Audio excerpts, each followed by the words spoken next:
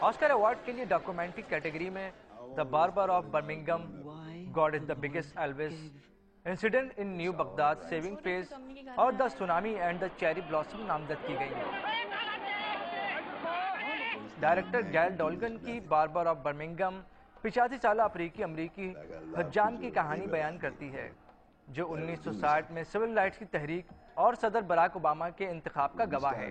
Rebecca کامیسا کی God is the bigger Elvis ہالی would کی سابق اداکارہ ڈولورس ہارٹ کی داستان ہے جو 1963 میں ہالی ووڈ اور منگیتر کو خیر آباد کہہ کر نن بن گئی تھی. ڈائریکٹر جیمز اسپیون کی انسیڈنٹ ان دا بغداد امریکی آرمی کے سابق فوجی ایتھن میکارٹ کی آپ بیتی ہے جو سن 2007 میں امریکی ہیلی کاپٹر کی بمباری سے ہلاک ہونے والے معصوم افراد کے قتل کا عینی شاہد ہے. There's nothing patriotic about what I was doing over there. Lucy Walker کی the tsunami and the cherry blossom Japan کے سونامی کے ہولناک حالات کی عکاسی کرتی ہے اور ان حالات نے بھی چیری بلاسم کے موسم کے آغاز پر جاپانیوں کے بلند حوصلے دکھاتی ہے.